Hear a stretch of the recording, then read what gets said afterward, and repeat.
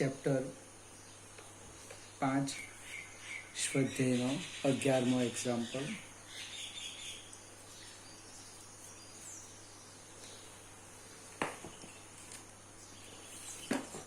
આફ્રિકામાં કોઈ સ્થળે ચુંબકીય ક્ષોય ભૌગોલિક ઉત્તરથી 12 ડિગ્રી પશ્ચિમ તરફ દર્શાવે છે.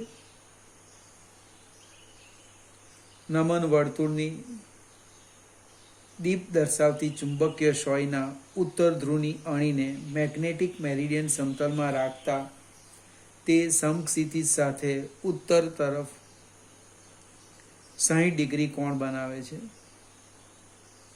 પૃથ્વીના ક્ષેત્રનો સમક્ષિતિજ ઘટક આ સ્થળે 0.16 cos છે. તો આ સ્થળે પૃથ્વીના ક્ષેત્રની દિશા અને મૂલ્ય દર્શાવો. આપણે એક નાની સરખી આકૃતિનો વિચાર કરીએ. એક્ઝામ્પલ નંબર 11 છે. આ આપણે પૃથ્વી લઈ લઈએ. ભૌગોલિક ઉત્તર, ભૌગોલિક દક્ષિણ,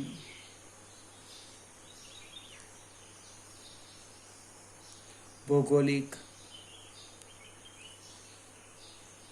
પૂર્વ અને અહીંયા લખી દઈએ ભૌગોલિક પશ્ચિમ.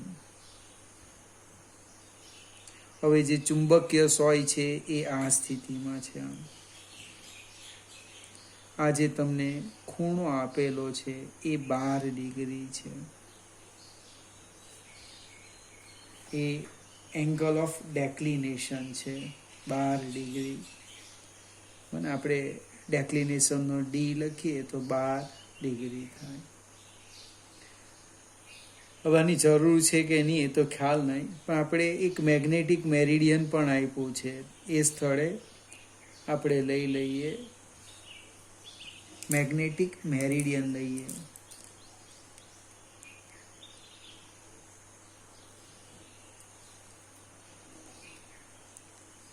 Magnetic meridian. ત્યાં પછી એક શબ્દ વાપરેલો છે કે સમક્ષિતિજ સાથે 60 ડિગ્રીનો કોણ બનાવે. એટલે આપણે આ જે છે આમ જસ્ટ વિચારીએ, આ પૃથ્વીનું ચુંબકીય ક્ષેત્ર અને આ જે કોણ છે 60 ડિગ્રીનો સમક્ષિતિજ સાથે, એટલે નમન કોણ ડીપ એંગલ આપેલો છે તમને. આ સ્થળે BH પણ આપેલું છે. BH સમક્ષિતિજ ઘટક આપેલો છે 0.16 ગોસ. આપણે ગોસ જ રવા દઈએ. તો આ સ્થળે ચુંબકીય ક્ષેત્ર શોધવાનું. હવે એ કેવી રીતે શોધવાના તે સમજાવું. આપણે tan 6 આપણે sin 60 લખી દઈએ. sin 60 તો સામે જાય એટલે એ નહીં ચાલશે. આપણે તો બી શોધવાનું છે એટલે cos 60 લખો. પાસેની બાજુ આપણને ખબર છે. પાસેની બાજુ તો કે BH, કર્ણ એટલે પૃથ્વીનું ચુંબકીય ક્ષેત્ર. આનો અર્થ એવો થાય કે B બરાબર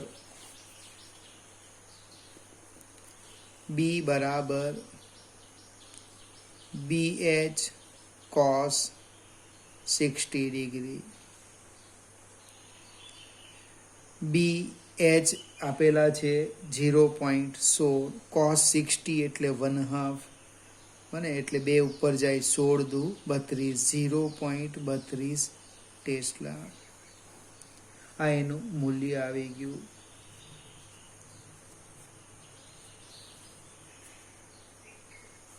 હવે દિશા કીધી છે તો દિશામાં શું થવાનું? તો પૃથ્વીના ચુંબકીય ક્ષેત્રનો ભૌગોલિક ઉત્તરથી 12 ડિગ્રી પશ્ચિમ તરફ, એટલે આ બાજુ આપણે આ સ્થળની વાત કરીએ છીએ ને ત્યાં ભૌગોલિક ઉત્તરથી 12 ડિગ્રી દિક્પાત કોણ આપેલો છે, પશ્ચિમ તરફ શિરોલંબ છે. અને તે સમક્ષિતિજ રેખાની ઉપર 60 ડિગ્રીના ખૂણો બનાવે છે. આપણે અહીંયા આમ લીધો તો આકૃતિ આપણે દોરીને એ નીચે બતાવી ઉપર બતાવી દેતે તો એ રીતના થશે. અને ફરીથી ભૌગોલિક ઉત્તરથી પશ્ચિમ તરફ 12 ડિગ્રીના કોણે સમક્ષિતિજ એટલે આજે સમક્ષિતિજ રેખા લઈએ એનેથી ઉપર તરફ 60 ડિગ્રીનો કોણ બનાવતી દિશામાં છે. લગભગ આ પ્રકારના 3 એક્ઝામ્પલ આવી ગયા. એક સંભાવના છે BH આપે અને બી શોધવા કે તો એનો ઉધ્વ ઘટક આપે એનો એક પણ એક્ઝામ્પલ નથી આવ્યો. ઉધ્વ ઘટક આપે તો સાઈન વિધેય લેવાનું, સામેની બાજુ ભાગ્યા કર્ણ પૂછી શકાય. આપણે આગળ જઈએ. એક્ઝામ્પલ 12. એક નાના ગજિયા ચુંબકની મેગ્નેટિક મોમેન્ટ આપી છે. ચુંબકના કેન્દ્રથી 10 સેન્ટીમીટર અંતરે ચુંબકની અક્ષ પર અને વિષુવ રેખા પર ચુંબકીય ક્ષેત્રની દિશા અને મૂલ્ય શોધવાનું છે. હવે સમજવા પ્રયત્ન કરીએ કે નાની સરખી આકૃતિ લઈએ. આપણે આ રીતના જસ્ટ વિચાર કરીએ કે આ ગજિયો ચુંબક છે, આ એનો ઉત્તર ધ્રુવ છે, આ એનો દક્ષિણ ધ્રુવ છે, આ એની અક્ષ થવાની, આ એની વિષુવ રેખા થવાની. પ્રશ્નો છે 14 સેન્ટીમીટર અંતરે એટલે અહીંથી 14 સેન્ટીમીટર ધારો કે અહીંયા લઈએ. આ જે અંતર છે એને આપણે 14 સેન્ટીમીટર કહીએ. આ જે અંતર છે ધારો કે એને આપણે 14 સેન્ટીમીટર કહીએ. ચુંબકીય ક્ષેત્ર શોધો, કંઈક આવું લખ્યું છે. એની મેગ્નેટિક મોમેન્ટ આપી દીધી છે એમ 0.48 ampere into metre square. Sorry 14 નથી, 10 સેન્ટીમીટર છે, 10 સેન્ટીમીટર. હવે આપણે અક્ષ પર વાત કરીએ. અક્ષ અને અક્ષ પર 14 સેન્ટીમીટર અંતરે ક્ષેત્ર એટલે સામ સામે લખવા પ્રયત્ન કરીએ. અક્ષ પર અને અહીંયા બાજુમાં લખીએ વિષુવ રેખા પર. અક્ષ પર જે ચુંબકીય ક્ષેત્ર છે B બરાબર μ0/4π ટ્વાઇસ m/r³. કંઈક આ રીતનું સૂત્ર છે. વિષુવ રેખા પર છે અને ધારો કે હું B' કેમ અને B' μ0/4π m/r³. અહીંયા આગળ છે ને માઇનસ આવે છે. માઇનસ એ અક્ષ પર જે ક્ષેત્ર છે એની વિરુદ્ધ દિશામાં. ડાયપોલ મોમેન્ટની દિશા S થી N આવે. ડાયપોલ મોમેન્ટની દિશા S થી N આ તરફ. અહીંયા એનું વિરુદ્ધ આવશે, N થી S આવશે. બને એ માઇનસ બતાવે. આપણે એમને મૂલ્યમાં માઇનસ લખવાના નથી, પણ અંદર દિશાનો બી પ્રશ્ન છે, દિશા પણ શોધવાની છે. સાદુરૂપ આપવા પ્રયત્ન કરીએ. μ0/4π એ આમ લખાય 10⁻⁻7 ગુણ્યા 2 ગુણ્યા 0.48 ડિવાઈડ બાય r. અંતર છે 0.1, 10 સેન્ટીમીટર. આપણે અહીંયા લખી દઈએ ને r બરાબર 10 સેન્ટીમીટર એટલે કે 0.1 મીટર. એટલે 0.1 નો ક્યુબ થશે. એટલે 10⁻1 કેટલી થવાની? -3. 48 ગુણ્યા 2 કરો એટલે 96 એટલે 0.96 ગુણ્યા 10⁻, આ -7 છે જ અને -3 ઉપર જાય એટલે +3 થશે. એટલે કે 0.96 ગુણ્યા 10⁻⁻4 ટેસ્લા. એની બાજુમાં આપણે બી ડેશ લખતા જઈએ. μ0/4π હું મને ઋણ લખતો નથી. 10⁻⁻7 ગુણ્યા 0.48 છેદમાં 0.1³ એટલે 0.48 ગુણ્યા 10⁻⁻4 ટેસ્લા. ફરીથી સમય છે સમજવા પ્રયત્ન કરવાનો. વિષુવ રેખા પર જે ક્ષેત્ર છે એ અક્ષ કરતાં અડધું એટલે સરખા અંતર માટે મિત્રો, અને અક્ષ પર જે ક્ષેત્ર છે એ વિષુવ રેખા કરતાં બમણું. તમે ધારો તો એક શોધો અને બીજું ડાયરેક્ટ લખી દે. અને જ્યાં MCQ છે ત્યાં ગણતરી કોઈ જોતું નથી. દિશાની વાત કરીએ. અહીંયા જે દિશા આવવાની, આ ફિગર જો ખ્યાલ આવશે, આમ આવવાની, આમ ક્ષેત્ર રેખા આમ નીકળે, આમ આમ આમ ખ્યાલ આવે ને. એટલે અહીંયા ક્ષેત્ર આમ થવાનું, આમ S થી N આમાં આવશે, વિરુદ્ધ થશે. ડાયપોલ એટલે દિશા કઈ આવવાની? ડાયપોલ મોમેન્ટની દિશા તો કે S થી N. આમાં માઇનસ મૂકવાના એટલે દિશા બદલાઈ ગઈ. કઈ? તો કે N થી S. જો ખ્યાલ આવે છે ને, અહીં ફિગર અહીંથી નીકળે, આમ ગયું ક્ષેત્ર, આમ પાછું દાખલ થયું. એટલે આ અક્ષ પર S થી N અને વિષુવ રેખા પર અહીંયા થવાનું આમ N થી S. એની સમજ પડે તો આ પણ સરસ ટેકનિક છે. બી ની દિશા એ ડાયપોલ મોમેન્ટની દિશા, અને ડાયપોલ મોમેન્ટની દિશા S થી N -Q થી +Q, S થી N. અને અહીંયા માઇનસ લખો એટલે વિરુદ્ધ, N થી S. સેજ આપણે આગળ જઈએ. 13મો એક્ઝામ્પલ. સમક્ષિતિજ સમતલમાં મૂકેલા એક નાના ગજિયા ચુંબકની અક્ષ ચુંબકીય ઉત્તર દક્ષિણ દિશા સાથે એક રેખસ્થ છે. ચુંબકની અક્ષ પર તેના કેન્દ્રથી 14 સેન્ટીમીટર અંતરે તટસ્થ બિંદુ મળે છે. આ સ્થળે પૃથ્વીનું ચુંબકીય ક્ષેત્ર 0.36 ગોસ છે. ચુંબકના કેન્દ્રથી તેના લંબ દ્વિભાજક પર આટલા જ અંતરે કુલ ચુંબકીય ક્ષેત્રનું મૂલ્ય કેટલું હશે? આ દાખલો સમજવાનો છે. 4 માર્કમાં પણ પૂછી શકાય એ પ્રકારનો છે. આપણે એક નાનો ગજિયો ચુંબક લઈએ, આ રીતના. હવે એ જે ગજિયો ચુંબક છે એની આ અક્ષ લઈ લઈએ. એ ચુંબકીય ક્ષેત્ર ઉત્તર દક્ષિણ દિશા સાથે, આ આપણે ભૌગોલિક ઉત્તર લખીએ તો આ બાજુ લખવાના ભૌગોલિક દક્ષિણ, અને આપણે ઉત્તર ધ્રુવ લઈશું. અહીંયા આપણે દક્ષિણ ધ્રુવ લઈએ. એક રેખસ્થ છે બને એટલે અહીંયા સમક્ષિતિજ θ = 0 થવાનો. નમન કોણ કેટલો બની જવાનો? 0 બની જશે. હવે પહેલા તો આ જે ચુંબક છે એની ડાયપોલ મોમેન્ટ મારે શોધવી પડશે. અંતર કંઈક આપ્યું છે 14 સેન્ટીમીટર.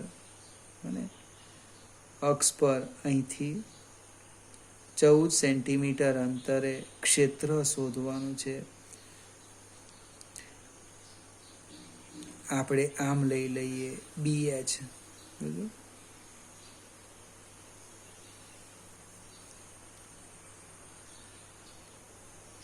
આપણે વિદ્યાર્થી મિત્રો, પૃથ્વીનું જે ચુંબકીય ક્ષેત્ર છે, અહીંયા મારી દિશા ખોટી છે, આમ આવશે, આમ આ દિશામાં આવશે. આ ઉત્તર ધ્રુવ, એનો અર્થ પૃથ્વીના ચુંબકીય ક્ષેત્રનો આ બાજુ દક્ષિણ, આ દક્ષિણ ધ્રુવ. એક મિનિટ મિત્રો, વિદ્યાર્થી મિત્રો બરાબર છે. આ દિશા આ સાચી છે. આ BH. આ ક્ષેત્ર રેખા ચુંબકની આ દિશામાંથી નીકળે આમ, અને અહીંયા સમક્ષિતિજ બને અને આમ દાખલ થાય.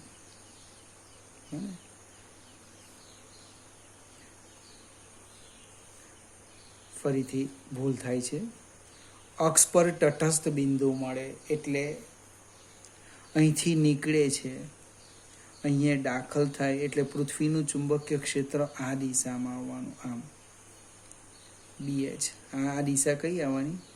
BH આવવાની. કેવી રીતે ખબર પડી તે સમજાવું. તટસ્થ બિંદુનો અર્થ ત્યાં ક્ષેત્ર શૂન્ય થાય. હવે અહીંયા આપણને પરિસ્થિતિ કેવી છે તે જોઈએ. આ આકૃતિ થોડી ફરીથી સમજાવું ઝડપથી. આ આપણે ગજીય ચુંબક લઈ લઈએ. એનો આપણે અહીંયા ધારો કે હું અહીંયા ઉત્તર ધ્રુવ લખું, અહીંયા દક્ષિણ ધ્રુવ લખું, એટલે એનું જે ક્ષેત્ર છે એ ક્ષેત્ર રેખા આમ આવવાની, આમ. હવે એની અક્ષ એ બને પૃથ્વીના ચુંબકીય ક્ષેત્રની અક્ષ પર સંપાત થઈ ગઈ છે. હવે અક્ષ પર તટસ્થ બિંદુ મળે. આ ગજિયા ચુંબકમાંથી ક્ષેત્ર રેખા એટલે આમ છે, અહીંથી નીકળે અને અહીંયા દાખલ થાય, આમ જાય. તટસ્થ બિંદુ આમ મળે એનો અર્થ કે પૃથ્વીનું ચુંબકીય ક્ષેત્ર BH આ દિશામાં આવવાનું, BH આ દિશામાં આવવાનું. ખ્યાલ આવ્યો ને? તો જ શું થવાનું? બંને પરસ્પર વિરુદ્ધ અને મૂલ્ય સરખા થશે. ત્યાં ક્ષેત્ર 0 એટલે કે તટસ્થ બિંદુ બનશે. તો આપણે પહેલા તો તટસ્થ બિંદુની વાત કરીએ. તટસ્થ બિંદુ ક્યાં છે?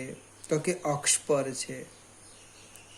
એટલે હું આ રીતે લખી દેમ, BH બરાબર અક્ષ પર ચુંબકીય ક્ષેત્ર. અક્ષ પર આમ લખાશે μ0/4π twice m/r3. હવે BH લગભગ આપણને આપ્યા છે, અહીંયા સાઈડ પર લખી દઈએ. BH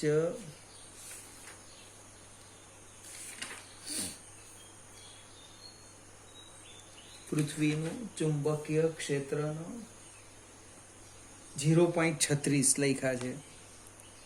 G એને આપણે 10⁻⁻⁴ ટેસ્લામાં ફેરવી દઈએ, કિંમત મૂકી દઈએ. ચલો આની અંદર એ ડાયપોલ મોમેન્ટ મળશે. BH 0.36 ગુણ્યા 10⁻⁻⁴ બરાબર μ0/4π direct 10⁻⁻7 twice m divide by 14 ગુણ્યા 10⁻⁻2 એટલે 6. આનો અર્થ શું થવાનો જોઈએ આપણે. સાદું રૂપ આપીએ.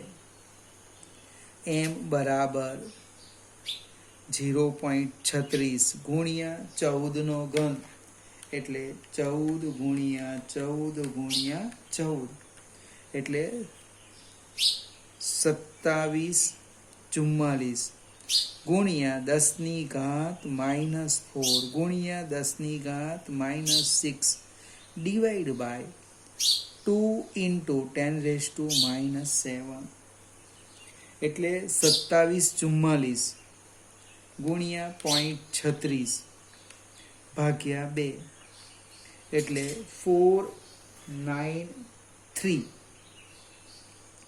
493.9 into 10⁻⁻4 minus 6 plus 7 6 ને 4 10 થવાના, 10 માંથી 7 જાય એટલે -3 રહેવાના, એટલે 0.493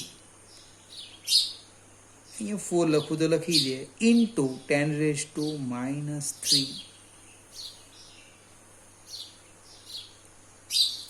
ફરીથી ડાયપોલ મોમેન્ટ આવી ગયો આપણું 0.494. હજુ બી સાદું રૂપ આપે તો 5 લખી દઉં 10⁻³ એમ્પિયર ઇન્ટુ મીટર સ્ક્વેર. ફરીથી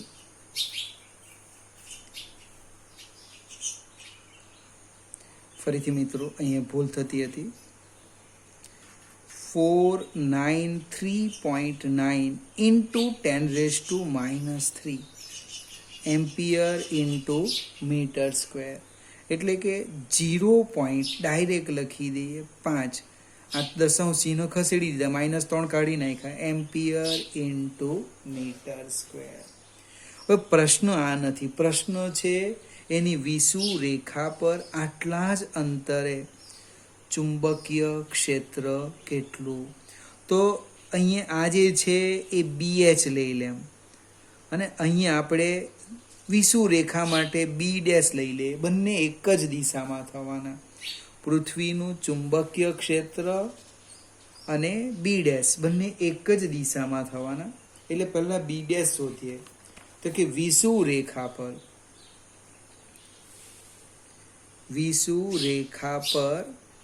14 સેન્ટીમીટર અંતરે ચુંબકીય ક્ષેત્ર B' બરાબર μ0/4π m/r³.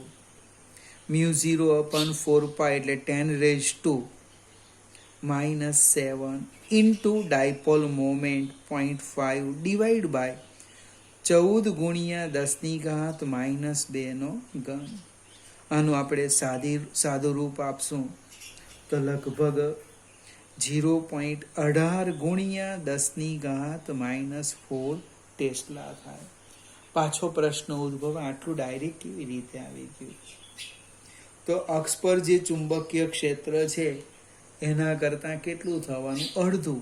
અક્ષ પર છે 0.36 ભાગ્યા 2 એટલે કેટલા થવાના? 0.18 ટેસ્લા. હવે અહીંયા બંનેની દિશા એક જ છે. જો સેમ નીચે પણ આ જ પરિસ્થિતિ આવવાની. એટલે વિષુવ રેખા પર 14 સેન્ટીમીટર અંતરે સમાસ ચુંબકીય ક્ષેત્ર બરાબર બંને એક જ દિશામાં છે, એટલે કે B' પ્લસ BH. B' 0.18 × 10⁻⁴ વત્તા BH 0.36 × 10⁻⁴. સાદું રૂપ આપણે આપીએ એટલે 0.54 × 10⁻⁴ ટેસ્લા. અને દિશા કઈ આવવાના? પૃથ્વીના ચુંબકીય ક્ષેત્રની દિશા આવવાની. ફરીથી થોડીક શરૂઆતમાં આકૃતિમાં ભૂલ થઈ, ફરીથી એકવાર સમજાવું. આ ઉત્તર ધ્રુવ લીધો, દક્ષિણ ધ્રુવ લીધો. ક્ષેત્ર અહીંથી નીકળે, આમ જાય, તટસ્થ બિંદુ અક્ષ પર મળે. તટસ્થ બિંદુનો અર્થ ત્યાં ક્ષેત્ર શૂન્ય થવું જોઈએ. હવે ક્યારે શક્ય? તો કે તે બિંદુ પાસે ક્ષેત્ર ચુંબક અને પૃથ્વીનું સમાન મૂલ્યનું અને પરસ્પર, એટલે આમ થવાનું. આ BH થવાનું, આમ BH. અને જ્યારે ક્ષેત્ર રેખા આમ નીકળે એટલે વિષુવ રેખા પર એ સમક્ષિતિજ બને. તો બંને એક જ દિશામાં, એટલે સરવાળો થયો. માત્ર પહેલા આકૃતિ સમજો અને ત્યાર પછી ગણતરી સમજવા પ્રયત્ન કરવાનો.